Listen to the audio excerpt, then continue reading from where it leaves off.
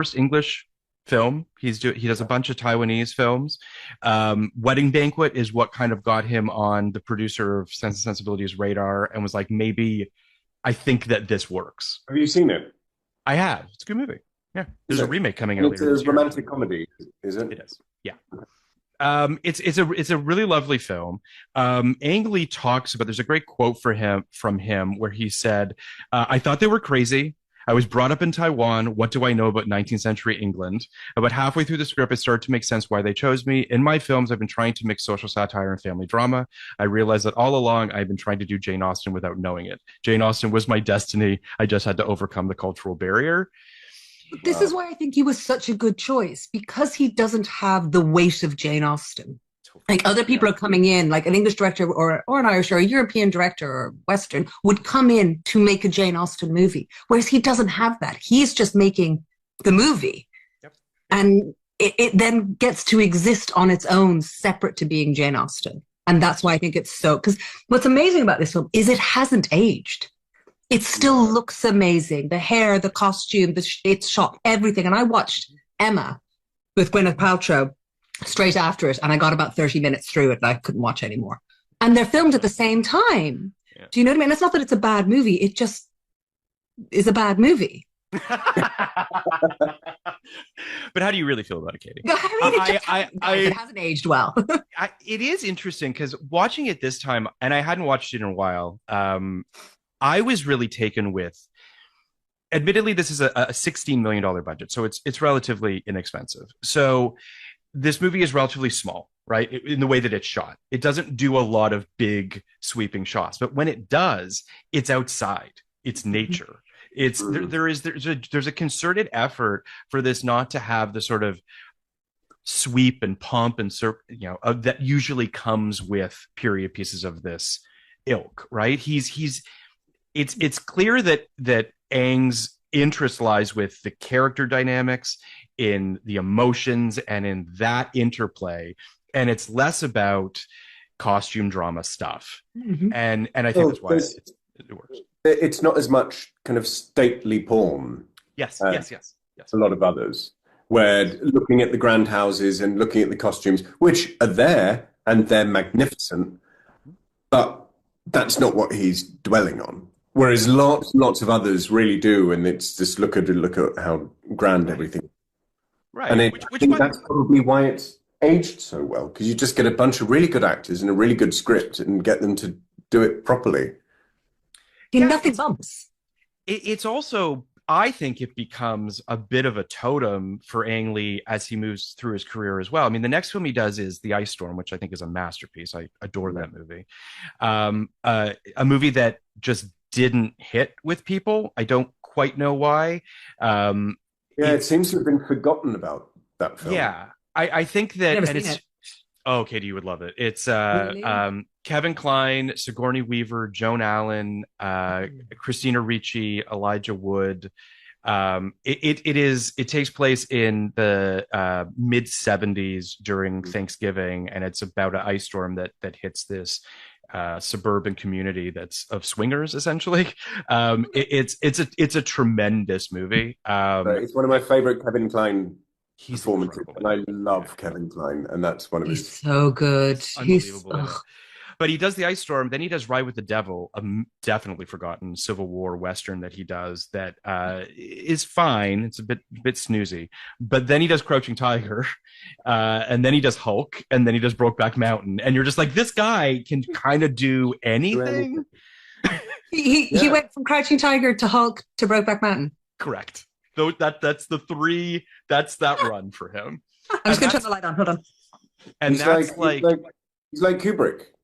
He's one of those who he'll have a crack at everything, and he'll do it. I love him. And you get the impression that he's fearless in terms of genre and in terms of I'll find my way into it. And I think Sense and Sensibility is the beginning of that, right? It's I'm going to find my voice inside something that feels completely outside of my purview. And it really is just, he's an incredibly special filmmaker, and hearing, reading and hearing the sort of behind the scenes of how he approached this film with a very light touch, You know, not perhaps kissing actors' asses as much as they would have liked. It seems like Hugh Grant would have liked a little more love. I mean, Alan Rickman was not feeling it at the start. Well, no, I think it's really interesting because when you read it in his diaries, and Tom, I think you might, I don't know if you remember, but back me up on this one. He was very unsure that they were making a good movie because I don't know at the start I think he was like, I don't know if I can trust this director, this filmmaker. Sure. Do you know what I mean? I think by the end he was kind of on board with it, but at the start he was like, there was too much. As he sort of says, there was too much time given to everything else and no time left for the actors and the acting. Oh, interesting. Is kind of what his opinion was at the start. And I don't know whether that had to do with Ang Lee or other things going on. But obviously he changed his mind once he saw it and thought it was lovely. But he was unsure about Ang Lee. And he didn't Ang Lee say to Kate Winslet after her first day, "Don't worry, you'll get better." You'll get better. And when he said to Hugh Grant, very boring. But I mean, part of this is what's so good about it, his English not being great. He's just like direct to the point. You can't argue with him because, he doesn't speak very good English. So you have to just take his direction that you're shit and walk away with it. Well, I have a question for you guys, since you're both actors and you're speaking of something, Katie, that I think is interesting, of just sort of the faith you have to put in to the whole thing, right? Like it, as a writer, we tend to perhaps not give actors enough credit. I think that you're the face of these words, you're the face of these performances and these characters. So there is a tremendous amount of weight in that, right? As actors, you're the face of this thing, and you have to sort of have faith that it's all going to kind of work out. And have you ever felt like, oh my God, this isn't going to work, and it worked? And the opposite, have you had this sort of, this is going to work and it doesn't? You don't need to get into specifics of projects. I just mean in general. I mean, both of those things happen. It's the scariest thing about screen stuff is that you do your job and then you hand it over to people and hope that it comes through in the edit. Right. There was an actor who, I might have told you this on another episode, who was huge in the 80s, and I loved him. He'll remain nameless. Who was loads of supporting parts in massive films. The world was at his feet, and then he did 3 films back to back where he was the lead, and each one of them, the edit was just shocking, and the whole thing collapsed. And he should have gone on to be a huge star, but he wasn't, because they crumpled, because they were badly cut together for whatever reason. And I met him about 10 years ago, if that. And he had aged a lot. His career stopped and he'd spiraled in the way that actors occasionally do, tragically. And I went up to him and I said, you're amazing. I think you're great. And we had a chat for a bit. And when I left, he said, I really appreciate you coming along, Tom. And then he put his hand on my shoulders and he looked at me and he said, the actor's blessing, which haunts me. He said, may you always have good editors. I'm like, fuck. Oh my God, fuck. I mean, isn't that the truth though? I mean, I think that completely. And that's the fear of it. Now, what's interesting about Sense and Sensibility is that so many of the scenes, particularly when they're two-handers, they're just one camera. Yeah, and it doesn't move. It's static. Let it play out. Yeah. And so that you're going to know whether it feels right or not. And it's not in the hands of other people. And that's all. It's why it is surprising to hear what Rickman said about being uncertain, because it seems as though so much faith was put in the actors from. Absolutely. That he's not going to shoot the shit out of it, so then you can piece together the performances in post. 100%. It is really. There's no stamp of the director on it, other than there isn't. Ang Lee is a relatively anonymous filmmaker, and by that I mean he is not interested in stamping his vision on the movies. It's an Ang Lee film. No, It's just it's tremendous. And what's also interesting too is to read about how, as you just said, how static this movie is. This movie is very sort of staid, right? And staged in such a way. And then to see as his career goes, how florid and interesting it gets, right? Like to watch Crouching Tiger, which we did on our main feed a few months ago. You watch that movie and you're like, it actually makes sense that Ang Lee infused Jane Austen inside this movie, right? Like it's just he's a really fascinating filmmaker. But I also just want to very quickly talk about sort of the book. The movie is called Sense and Sensibility. It's very much a sort of head versus heart, right? And that's so kind of really well distilled in the Eleanor and Marianne characters of just how they see the world, how they think it's going to work out for them or not work out for them. One of my favorite moments in this movie is near the end of the film. Eleanor says, Marianne says to Eleanor, "Where is your heart?" And like Eleanor just snaps, and she has this amazing line. She says, "I have endured her exaltation again and again, whilst knowing myself to be divided from Edward forever. Believe me, Marianne, had I not been bound to silence, I'd have produced proof enough of a broken heart even for you." And like, it's just this moment where you really get the sense that as much as Eleanor is a sensible person, there's this deep, deep desire for romance and love that she just feels like she's just not owed in some way. It's really, really sad and beautiful. It really it's really tremendous. It is one of those things where like this is what's so brilliant about Emma Thompson as the lead. Is she knows that she's got the film to tell the story. Yep. You don't have to. She doesn't need to cram the story into every scene.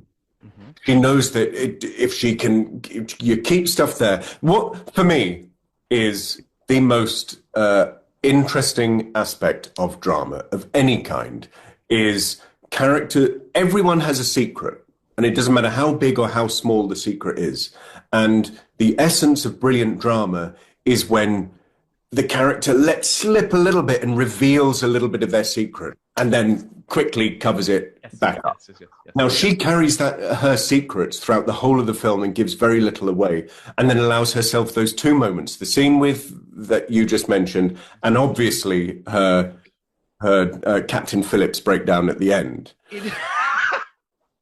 Captain Phillips, a great point, Tom. I agree. Yeah, very similar. The end of Captain Phillips, where suddenly it all comes out, and it's Tom Hanks's best performance. It's an incredible. Have you seen Captain Phillips, Katie? I have not. Oh, great movie, and Tom Hanks is incredible in it. Okay, and that moment, you'll see it. You'll understand Tom's reference when you watch Captain Phillips. And she's brilliant. She's brilliant. And if we'd seen that, if she'd been showing the secret throughout the whole of the film, it wouldn't have worked. It would be. Well, she would have just come across as wet. Yeah, and she doesn't. She comes across as strong and just holding it all together. And you see these moments, like the moment with her and Lucy Stubbs in the drawing room where she finds out that she's been engaged.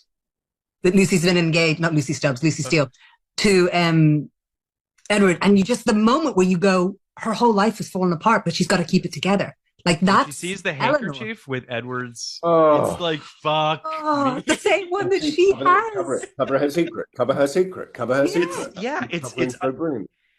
But again, it's a testament to the fact that like no one would know she's going through this stuff, right? But as viewers, we're looking for just a slight break, and it's just not there. She won't give us that until, Tom, as you mentioned, the end, where you get just the tears. I love in that moment on Graham Norton where Hugh Grant was talking about the final scene and how like Emma Thompson during rehearsals, obviously just didn't, he's like, as any good actor does, keeps it in until we're shooting. And then she gives the waterworks and he's like, you're not going to do that the whole fucking time, are you? You're not going to do it like that, are you? It's just amazing. And his speech, he thinks, this is my big moment. This is where I'm the romantic lead. Steals it from him. No, my moment. It moment. is I actually don't know if she does steal it from him, but he's very good as He's well. very He's really Very good good. in it. He's Very good. they're so gorgeous together. Now, I- I don't know Yes. when I saw whether it was a behind the scenes documentary about this film or whether it was an interview with Emma Thompson or an interview with Ang Lee, but it must have been at least 20 years ago. And all I remember, and the only thing that I think about it so often, and it's the only thing that I could remember coming into watching it again, was the note that Ang Lee gave Emma Thompson during that scene, which is just, don't look at him. Turn your face away and don't look any closer to him. In my head, he then goes on to say, because if you look at him, you'll break. But I might have, romanticized it a little bit. It could have just been, don't turn because it's an interesting shot. right. And Well, I've given more to it. But yeah, that's a fucking great note. It's a great note, but it's so contrary to what we would usually be given, because how many times I've been given acting notes of like, Katie, we can't see your face. Can you just cheat it towards camera? And I'm like, sure, I can, but you're missing the point, but fine. Do you know what I mean? Like it doesn't get in the way. It's camera not getting in the way of performance. Yeah. Do you know what I mean? It's the viewer not getting in the way of the performance, because it's almost it's not the obvious choice for the viewer. It's us you're in that scene and you're like, what's on her face, rather than being shown? Like, what is she thinking? What is she feeling? You're trying to figure it out rather than it being given to you straight off, which isn't interesting at all. Yes. You know, it it's makes you delaying go the and payoff. Go and put your arm around her even more.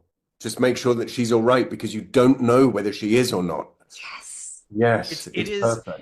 The You don't know if she's going to forgive him for everything. Do you know what I mean? Everything she's been through. Like, she could just be like, fuck you. You did all of this. And she's not going to. But in that moment, Emma Thompson allows you to believe that maybe that is what could happen. They might not get together. And she does that so brilliantly.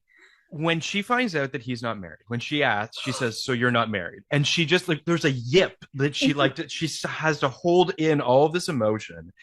And then the look that is exchanged between Marianne and the mother, where it's like, we got to get out of here. Like, this is Like Homer Simpson going into the... It's absolutely perfect and hilarious. And Margaret doesn't really know what's going on. And the speech that Edward is giving her about, like, I was a young man and I didn't know better. And like, and for him to end it with my heart is and will always be yours is just like, and Hugh Grant's face, it's right in close up, and America and the world is in love with this man at this moment, right? So it's just like, and still is to some degree, I'm sure, but he's just filled with so much joy and sort of youthfulness, and it's just perfect. It's a perfect scene. Do you think that scene was filmed pre-arrest or post-arrest? I'm going to guess post, but I don't know. I do think as well that, like, there are romantic moments in this film. Obviously, there's lots of sweeping sort of romantic stuff with Willoughby in particular, which I love. Almost feels metatextual. Like, it almost feels like Jane Austen. I don't know where this falls in her work, like in terms of where it is, how many books she had written up until this point. But there is, and again, I don't know if this is Emma Thompson just kind of crawling inside the work, which is very possible too. But like, the Willoughby does seem like a caricature of a Jane Austen character, right? Like, a few degrees in one direction or the other, and it wouldn't work. And I think that's... This is the thing, I think all of them are. Sure. I think they all are. It's just the other ones, as much as we love Greg Wise, the other ones were with Hugh Grant and Alan Rickman. Yeah, right. Can we also talk about Hugh Laurie for a moment? Yes. See, steals every line he is given. Like, every line, I'm like, it's so brilliant. When Staunton is saying that she's going to put a bunch of trees to block his head, you'll do no such thing. When she grabs the newspaper and he's just straightening it out, you're like, and for me, I don't know about you, Tom, but for me, up until the point where I saw this, he, for me, was Blackadder. So he was kind of this buffoon. And then he replaced this very straight character, which we're more used to seeing him now because it's closer to House. But so completely Like the picture you sent us, Yes. that's Hugh Laurie. That's goofball. He's a goofball. He's Blackadder. He's not Blackadder, but he's in Blackadder. And then you see this, and you're like, oh, he's capable of so much more because it's so funny, but still so. Like, well, he's to your point. He's got these great lines. He's fucking hilarious. Then Marianne gets sick, and he gets very serious, and he's like ready to fucking help in any way that he can.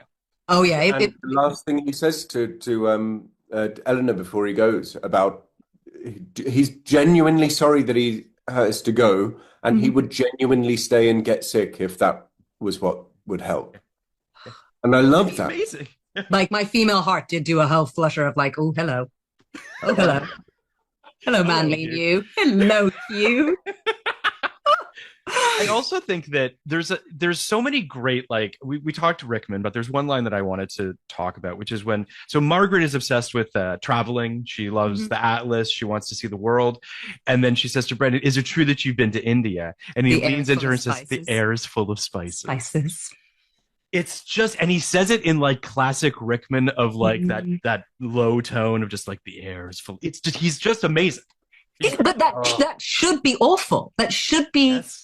Like it should be cringeworthy, and it's not. You're like, the air is full of spices. Yes, yes, Brandon. Yes. Also, in so many other people would play it as such a romantic thing, whereas he plays it as a mysterious thing. Yeah. But he also plays it as he's very much speaking to a child. Yes. And what would appeal to a child? Yes. It's not what would appeal to the audience. It's not what would make Brandon seem attractive. It was for her. It was for Margaret and for no one else. That's what always feels like with Rickman's performance in this, is that he's not doing it for the viewer. He's doing it for that person in the scene with him, that person next to him. It is so intimate and so honest. I also think, like, if you don't love Brandon, you're broken. Sorry.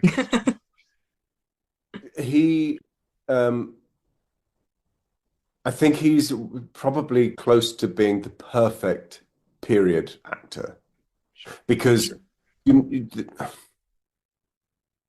like a lot with, as I think you may have gathered so far, how much I love Emma Thompson. There's something very modern about her performance in this, and we said the same thing with Howard's End. Her delivery, there's something very modern. With Rickman, and the same with Hugh Grant, the same with a lot of them. And then there are other actors in this who they're playing the period part. And I don't mean that in a negative way. I think they're playing, like Elizabeth Spriggs, for example, as Mrs. Jennings. I think she should have been nominated for an Oscar. She should 100%. Absolutely have been a supporting actress. I think 100%. She's remarkable. And she's definitely doing a period performance. Rickman is the perfect balance of the two. He's absolutely 100% playing a period part, but it feels like you've just stepped into it. It feels very completely real. I remember seeing him in Private Lives, the Noel Coward play. She was in with Lindsay Duncan, and it's one of the best things I've ever seen on stage, because he can go through Noel Coward's dialogue, which was written in, the 30s? Something like that. Yeah, 30s. But it sounds exactly the same as if he was doing Love Actually. Not in terms of being modern, but in terms of being a completely real, accessible. That's the word I was looking for. I think also, it's funny, as I was watching this. That's something that really, really, really stands him out from so many others. And it's Robin Hood, Prince of Thieves as well. You can completely buy that he's... Well, he's timeless is the thing. He doesn't, you know what I mean? Like, he falls, wherever he is, you believe he is. There is just no, Galaxy Quest, guys. Oh my God. Galaxy Quest. Fucking best. It's just like... He should have got an Oscar nomination for Galaxy Quest. He fucking should have. He should have. But this is a man, like, there's nothing he can't do. Even the silliest of movies, you're like, I believe it, I buy it. It's so, it's such a totally agree cliche to say, but it's so honest. It's so like, yeah. I also think there's something very postmodern about this movie. As I was watching it, I thought a lot about Greta Gerwig's Little Women, which I love, and how it has this sort of metatextual postmodern kind of, you know, deconstruction that's going on. I think that Emma Thompson is an incredible writer. I think this movie is a lot less modern than Greta Gerwig's Little Women, but still, yes, sir. Go ahead. The one moment to your point is the first time that Edward and Eleanor discuss the teacher whose name is Pratt, which I don't know whether it reads over your side, but to us, the word Pratt, you call someone a Pratt if they're an absolute idiot. Pratt. But it also, to some more crass people, is a euphemism for a vagina. Oh, interesting. Okay. Is it? So, yeah. Katie's reaction, tremendous. Love it. But mainly, it's just a complete. Oh, he's such a prat. He's a complete prat. And it really changes my usage of the word now, guys. I'll lie. But the way they play it, Hugh and Emma, they play it knowing that they're calling someone a prat, calling someone an idiot, and it's played like that. It's played for a modern, right? Like I think that there's that knowing quality that Emma Thompson's writing has in this that just feels like it feels like the person that wrote a Golden Globes acceptance speech as Jane Austen, right? Like knows Jane Austen through and through, warts and all, and is willing to kind of pick that apart a little bit.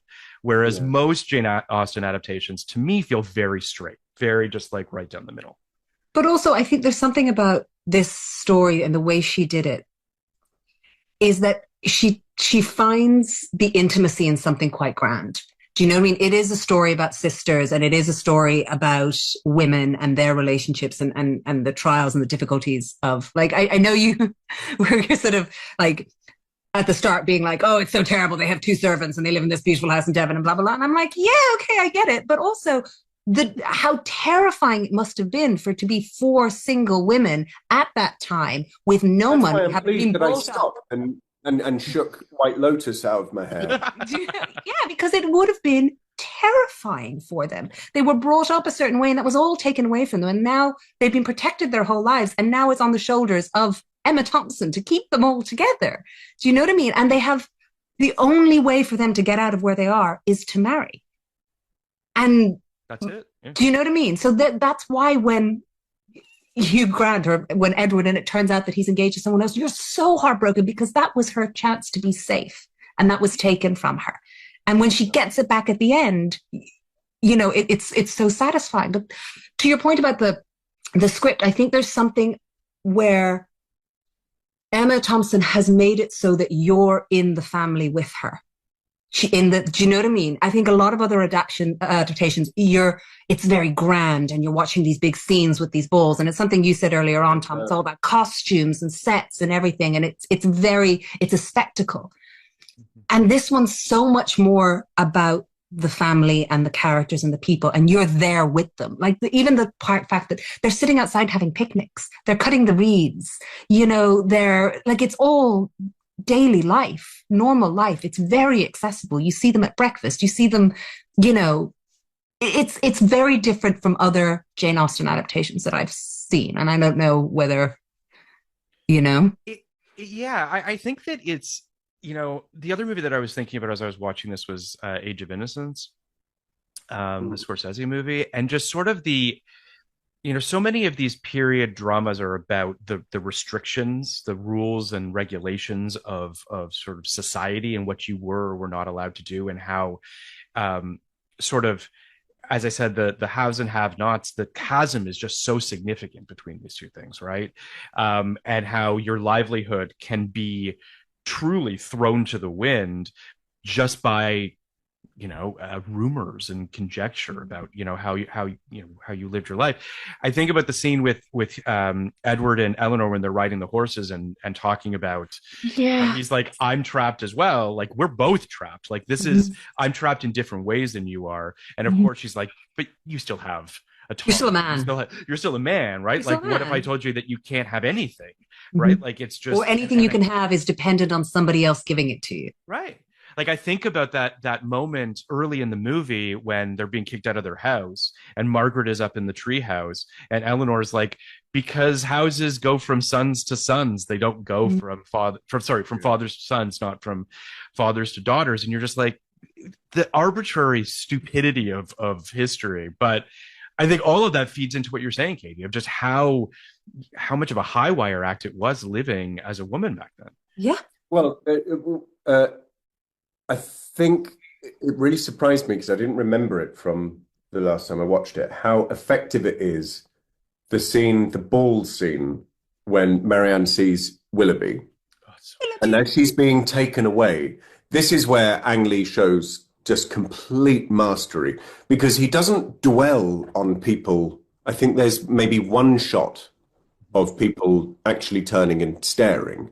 Everything else, the camera's moving and there are just little glimpses you just catch in the corner of people looking and people whispering so that you're constantly feeling it and you're constantly aware of it being around without him explicitly showing another shocked face and another person whispering. It's so brilliantly done.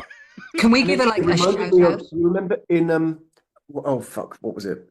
Was it Lady? No, it wasn't Ladybird. Which one? Booksmart. When there's a huge blowout, they have their massive argument, the two girls, and it's all in the camera's in with them, and then it pulls away, and you see that all of the kids around them have their phones out. Which to me is one of the most devastating shots I've ever seen. It's just, you know exactly what that means. And I thought of that during this. When she's being led out and just the snap, snap, snap of people looking and people talking, you know, that's it. Fucked. Well, yes, go ahead, sorry.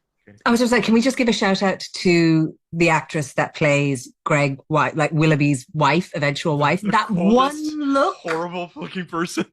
That one look is everything. Shattering. Like, she's amazing. I don't know who she is. I don't think she really did much else after that, but that was so brilliant. Like, I was broken. If somebody had a look like that, me broken. It was so good. Perfect.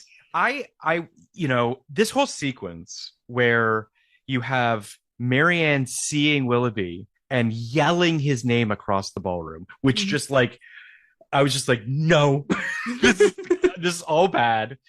And then she like runs across the ballroom and is like, won't you shake my hand, Willoughby? Like the way he treats her in that moment is just, and she is again, like the innocence and the sort of life that Kate Winslet is bringing to this, of just being like, she just thinks like this, everything's going to be fine.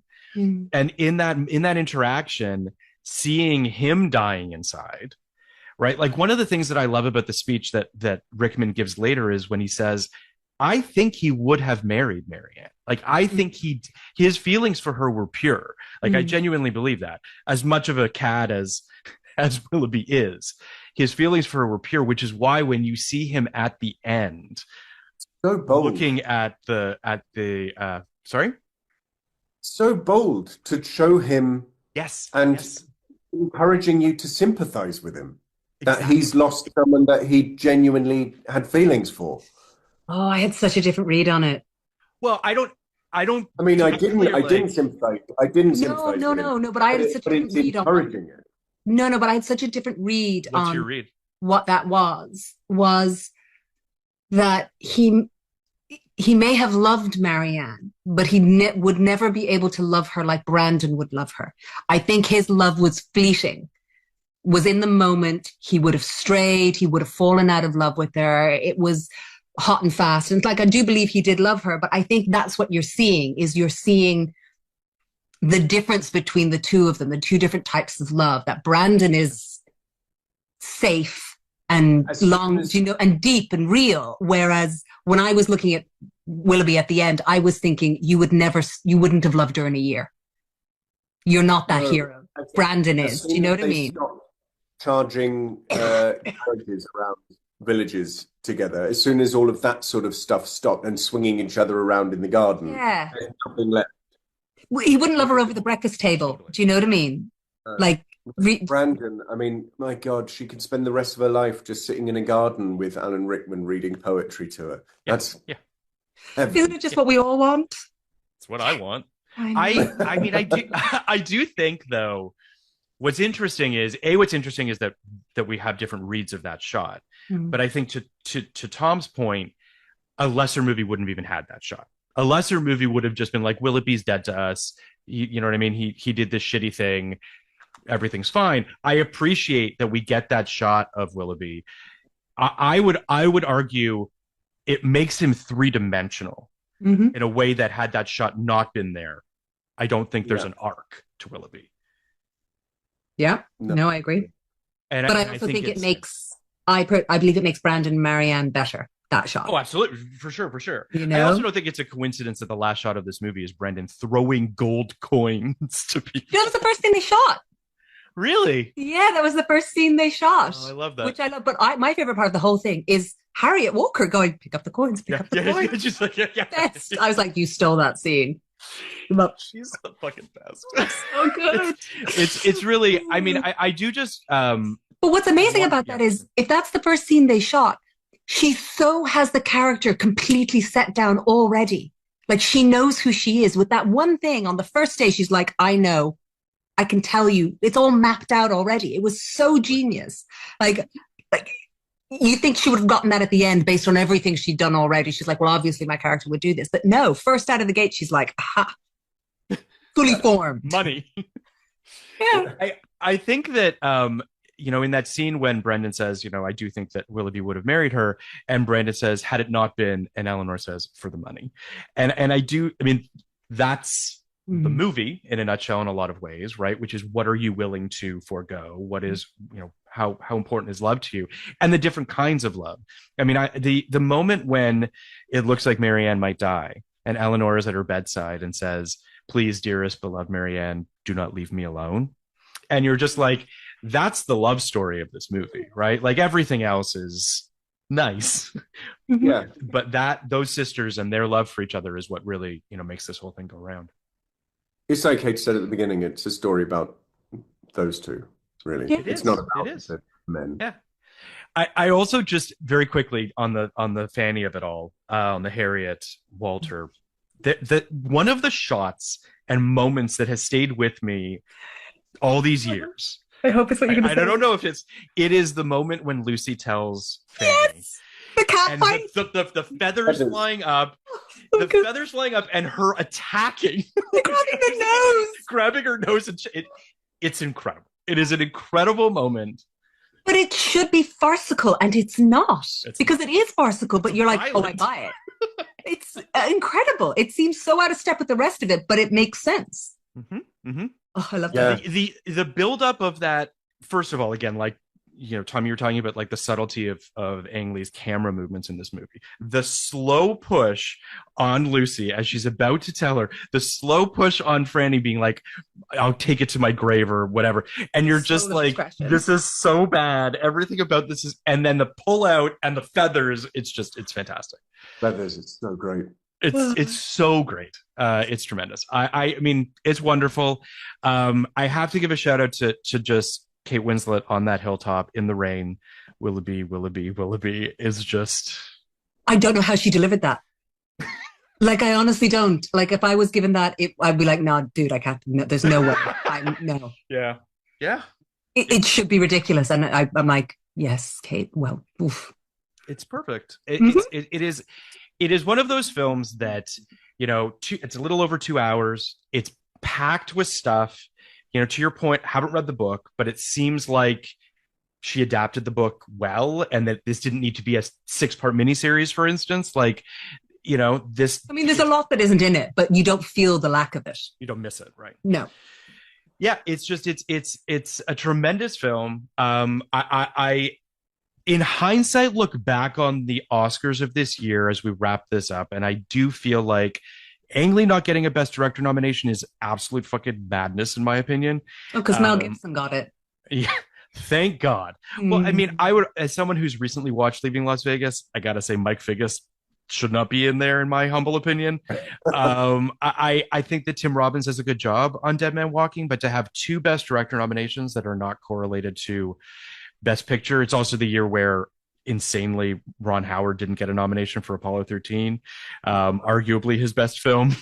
So it was just a weird year at the Oscars, and I think Ang Lee just kind of got lost in the shuffle of all of that, which I think is shitty. So remind us again, it won screenplay. That's it. Mm-hmm. Who won costume? Restoration. Yeah. There you go. The movie that everyone remembers, Restoration. I mean, I haven't seen it, but I would imagine the costumes are good. Yeah. I mean, Restoration is a movie that if you put a gun to Robert Downey Jr.'s head, does not remember making. There's no question in my mind. Wow. That is. Thing is, when there's a big budget adaptation of an Austen or a Dickens or any of them, sure, the costumes are made for that because they have the budget for it, and those costumes are used literally for the next 20 for every period thing. The Jane Austen that I did, variation called Lost in Austen, which was. I have it's got such a special place in my heart. I loved doing that, and I'm very proud of it, and I think it's great. All of the costumes are from, most of them from Sense and Sensibility, and I remember it because Chrissy Cole, who played my sister in it, what's her name? Charlotte Bingley. Charlotte or Caroline Bingley? No, Charlotte Bingley. Caroline Bingley. That's right, Caroline Bingley. Everything that she wore, they were like, yeah, this was worn by Emma Thompson in Sense and Sensibility, and this is a hat, and this was worn by Emma Thompson. This is what, and so loads of them, and I was spotting costumes from something I was in 20 years ago, or however long. I also did. Yeah, sorry, go ahead. I worked my very first job in film. I worked costume on a TV series called The Tudors, and we had. One of the best funs was going through all of the costumes and pulling out like Orlando Bloom's boots from Kingdom of Heaven, but even better, like Errol Flynn's jacket. Oh, wow. Like you would find these things and they would be literally tagged Errol Flynn, and like because they would wanted some that were like broken down and older, and just the history that you would get that they would keep. Like this direct line through, and the amount of people who would have worn it. To your point, like Tom, like you're wearing. So many other actors. You're wearing history. Yeah. When you do a period piece and you go to the huge costume stores in London, like Angels or Cosprop or places like that, and you go to these massive warehouses that are just full of every costume you can imagine, and yeah, like Kate said, they pick something out, and this was worn by Ralph Richardson in something, or this was worn by Paul Schofield. In the National's Amadeus. It's unbelievable, and it's so cool. And we're very grateful to the big budget adaptations who get to make stuff. It's interesting because the first movie that I did in this miniseries was Casino, and De Niro and Sharon Stone got to keep their costumes. It was in their contracts that they got to keep their costumes. So Sharon Stone has just an insane wardrobe that she got to wear in that film. Casino, a film that probably should have been nominated for costume design and wasn't. That Casino, the only nomination that movie got was Best Actress, which I think is kind of shocking. But it is, to your point, like these costumes, people don't realize how historical they are and how they kind of go. I mean, obviously period dramas, it's a little bit more malleable, but a lot of costumes just sit in warehouses, right? Like I'm looking at these nominees. Restoration wins. Braveheart was nominated. Richard III was nominated. Obviously Sense and Sensibility. 12 Monkeys, a movie we will be talking about soon, has incredible costumes, like crazy costumes. But like those are just sitting somewhere in a warehouse. You can't reuse the 12 Monkeys fucking costumes. They're so idiosyncratic and strange. But I also didn't know that Jenny Bevan did the costumes for Sense and Sensibility. Yeah. She would go on to do like Fury Road, and I mean, just an incredible costume designer. So it is just, I think that people don't realize that props and costumes and stuff like that just sit in warehouses. It's kind of sad. I asked a costume designer about this once. Is it ever weird for her? Because they design them all. I did a TV series, and they designed all these amazing, like kind of out of the box costumes. And then they either go sit in a warehouse or they get sold to recoup part of the budget.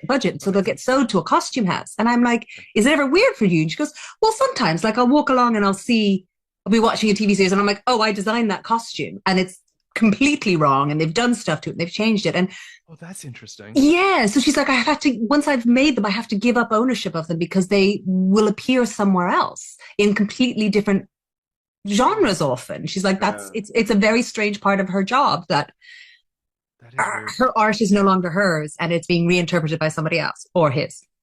Yeah. Like you said, there's something really great as an actor. Like you said, the path through the history of British film, stage and screen, in these massive warehouses. That's like you hope that the magic of it is going to kind of rub off on you and the talent. You're like, maybe if I wear Alan Rickman's boots, guys, you know, maybe it'll rub off on me. You never know. Take. I mean, it is interesting how like we don't realize how, and I'm sure you guys feel this too, less so with television shows that you guys have been on because those go on for years. But when you're doing a movie and it's just this brief time together where we've built this stuff, we wear these clothes, we go to these locations, and then it's ephemera, then it's gone. Like it's all that's left is obviously the final product of the film itself, which in theory lasts forever. But yeah, that's what I love about it. Now I know a lot of actors find it difficult when a job finishes to go back to the boring. Loves it when it's over and he never has to see any of us again. I love that I don't have to pretend that I know anyone's name. No, like so not Emma Thompson of him. When it's over, and then you go home and you're on your sofa, and then you've got to go and get some milk because we ran out of milk, and the just kind of life stuff. And I've got to go and walk the dog because he's going to piss himself in a second. And then it's as if everything that you've just done for the months before was just a dream. And I think that's such a good, important, healthy way of looking at work. And if you approach the work when you start the job as this is going to be a dream for a few months. And then at the end of it, that was like a dream. Then I think that's how you'd stay excited as an actor or a writer. I hear that. Even when everything around you is jaded and there's lots and lots of reasons for you to hate what you do. What you're talking about. Yeah, I know what we're talking about. I think what you're saying is true, Tom. There is wonderful thing. And then and that's just even it's heightened by these costumes that are then just put away, and part of the start of the job is you're picking up the baton from the last person who wore it years ago. I have this happen every time I'm on set. I'll be sitting at Video Village and I'll think to myself, like, so I wrote a thing and a bunch of people play dress up and we point cameras at them. And they say these words, and then we kind of go off and live our lives. And I do think that there's something so lovely about the escape of making the movies, as well as watching movies and television, of just sort of that. It's a bit of a summer camp thing, right? We're all going to kind of go do this thing together, and it's super fun and what have you. But then we go back to reality. And I agree with you, Tom, that there is something nice about that. And I think some people, maybe some actors, certainly not on this Zoom, but have a tough time separating that reality, right? And they get to so fucking hard and yes. beat the shit out of ourselves. And it's hard work, and you're working towards this one thing. Yeah. All of that, the drive and the exhaustion and the self-doubt and all the rest of it that happens on a job is only for that brief period of time. And then all of the stressing's gone. And then you give it to an editor and you hope that they don't fuck it up. That they don't kill your career. But do you think there's something else as well, as once you've made a project and it's done, it's no longer yours anymore. It's only yours in between, the start of a job and the finish of a job. And once you give it over and it's done and you give it out and it becomes for public consumption, it becomes theirs. And it's what they see in it that's important, not because sometimes like what I've done on screen, I completely, I'm like, this is what my plan was. And then people watch it and they get something completely different from it. And I'm like, that to me is astonishing. That to me is proper art, is that it's not necessarily just what I give, it's what people see and they make it their own and their interpretation of it. And it makes me realize that what we do exists on so many levels. And it doesn't matter how, fluffy a job is or how serious a job it is.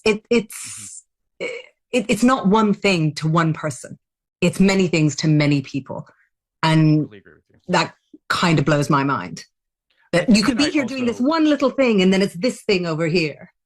I love and this speaks to what you're both talking about, but I do think one of the reasons I love TV so much, or at least the making of it, is the camaraderie of it, that it is a community, that it takes hundreds of people, that we're all working together towards a common goal, that it's no one person. I think that obviously this industry is, I don't know if you guys know this, but it's a little ego driven. So you do find, I know it's shocking, Tom, but I do feel like, a lot of people want credit. It's like a town of people wanting credit. And I'm like, who gives a shit about that? Like, ultimately, it's about like making something that you care about and working with people you want to work with and making a thing that you're proud of. And I think that, hearing how this set was, hearing how Ang Lee is a filmmaker and Emma Thompson as a leader and all these sort of things, I think is why this movie is so special. It's why it works so well. And it is sort of just a magical thing that planets align and make these splendid things. So you guys are the best. I can't thank you enough for this, and I cannot wait for that that's what you're saying it because that we're driven by ego. Well, you're actors, so I mean, you guys are great. You guys tell me more. You guys are the best in the business. Yeah. Best actor, best actress. Sure. That's how it goes. Sure. But no, truly, I love doing these episodes with you guys, and it was just great to be able to talk about, an acting category and what